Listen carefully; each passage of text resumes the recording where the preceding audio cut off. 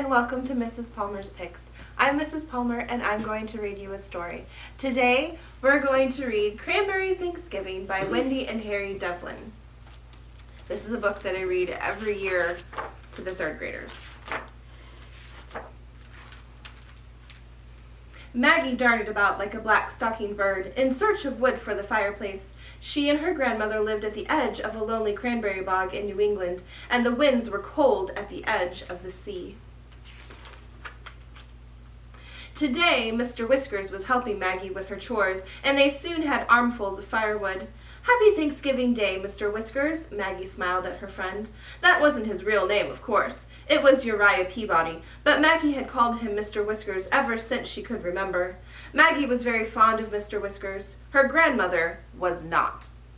"Too many whiskers and not enough soap," she often said to Maggie. "Mr. Whiskers, indeed," sniffed Grandmother, peeking from her kitchen window. She pulled the curtains tight again. Whenever Grandmother baked her cranberry bread, she pulled her curtains tight. The reason for this was that her cranberry bread was the most famous for miles around. It was so famous that bakers all over the countryside had offered great sums of money for the recipe. Although Grandmother scoffed at the whole idea, still she felt it was something wonderful to leave Maggie. She carefully hid the recipe behind a brick in the fireplace. "Oh, a lot of people would like to get that recipe," she fumed to herself, "especially Maggie's clam-digging friend, Mr. Whiskers." Strange how he always showed up when she took down the great yellow bowl and all the good things that went into it. "Scat! Shoo!" she would call out the window every time he came too close to the house. But forget all that today. It was Thanksgiving, her favorite day of the year. The cranberries had been picked, boxed, and sent to the market. The dried corn had been soaked and the corn pudding made. The turkey was roasting in the old iron oven. Turnips, tiny green peas, and a pumpkin pie were ready. The cranberry bread was cooling on the wooden board. The real work was done, and the feast was almost ready. Every year, Grandmother invited a guest for dinner and allowed Maggie to do the same. "Ask someone poor or lonely," she always said.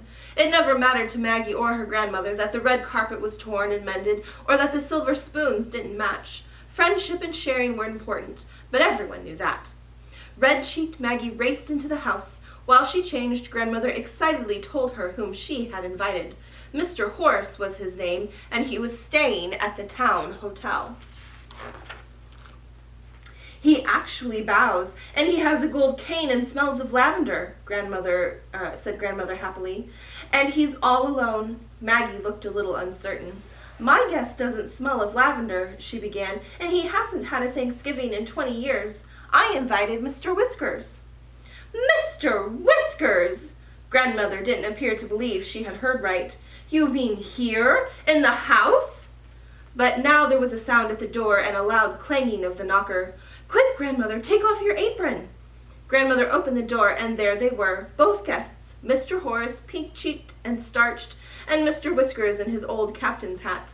As they came in, trailing behind was the smell of lavender in an aura of clams and seaweed. Mr. Whiskers held up his hands to Grandmother. "Clean," he said. "Oh, and where's your tie?" Grandmother asked. He lifted his long whiskers. "Right here where it's always been," he growled. Maggie thought she saw a smile from behind the whiskers. "Humph," said Grandmother, taking Mr. Horace's arm, she led them into the dining room. A log fire sputtered, the glasses shone, and certainly no one would notice that the silver spoons didn't match. "Let's sing 'We Gather Together,'" said Maggie, trying to warm things up. They all joined in the old hymn and midway began to sing out with cheer and gusto. Grandmother started to trill like a bird until Mr. Whiskers fixed her with a quizzical gaze and shook his ears. "How about 16 men on a dead man's chest?" he roared, slapping his knee. Mr. Horace looked pained. Grandmother peered over her glasses. "Really?" she said.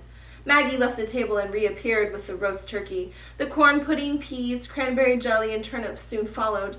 And then came pale sweet butter and Grandmother's famous cranberry bread. "Feast of feasts," murmured Mr. Whiskers. "Well, we have all heard about your cranberry bread," chuckled Mr. Horace, "and the recipe hidden in the kitchen fireplace." "It's in the dining room fireplace," said Grandmother, and looking over at Mr. Whiskers, she added, "and you, sir, will never find it." Mr. Whiskers stared at the turkey and pretended not to have heard her. Maggie began to get nervous, but she made sure everyone was served some of each dish, and they began to eat. What a great full dinner that was, with everything cooked with crisp edges and tender centers. "How delicious," said Maggie. "How exquisite," said Mr. Horace. "How about some more?" said Mr. Whiskers. At last they finished dinner, and Maggie and Grandmother cleared the table and went into the kitchen. "Watch that Whiskers fellow," Grandmother whispered to Maggie. Maggie opened the kitchen door just a small bit and peeked into the dining room. Her eyes widened. "Grandmother, he's found it!" Crash! Clumpity! There was a sound of wild scuffling, loud shouts, and falling chairs. Two figures pushed to the front door. For a moment they wrestled at the doorway and then seemed to burst into the purple dusk. One chased the other into the cranberry bog. "The nerve of him stealing our recipe," said Grandmother with fire in her eye. Maggie knew whom she meant. "It wasn't Mr. Whiskers," she said. "It was Mr. Horace." "Mr. Horace?" Grandmother looked shocked. "But why?"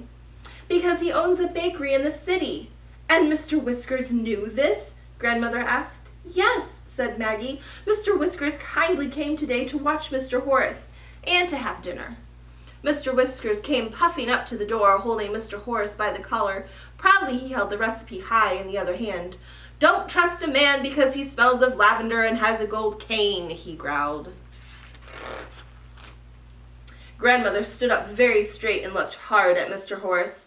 "You, sir," she said, "are a disgrace." "He's worse than that," said Mr. Whiskers. "He's a recipe robber," said Maggie. All the starch seemed to leave Mr. Horace. "No pumpkin pie for you, sir," said Grandmother, handing him his cane. Mr. Horace began to sniffle. They left Mr. Horace on the doorstep. Grandmother closed the door firmly, and this time she took Mr. Whiskers' arm into the dining room. Maggie thought she could see Mr. Whiskers smile.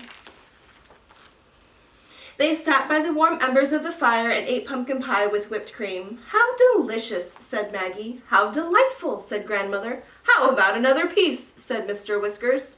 The wind blew and rattled the shutters, and outside the door came a loud wail from Mr. Horace. "Goodness, is he still there?" said Maggie. "Shall we let him in? It is Thanksgiving," said Grandmother. "It's especially Thanksgiving on a cranberry farm," Maggie replied encouragingly. They looked at Mr. Whiskers. It took great effort on Mr. Whiskers' part, but with true character he stood up and said, "Maggie, open the door and we shall give him the last piece." "How about 16 men on a dead man's chest?" Grandmother asked him, while Maggie went to the door, and even his whiskers couldn't hide that smile. I hope you like this story. If you did, check it out at your local library. Thanks.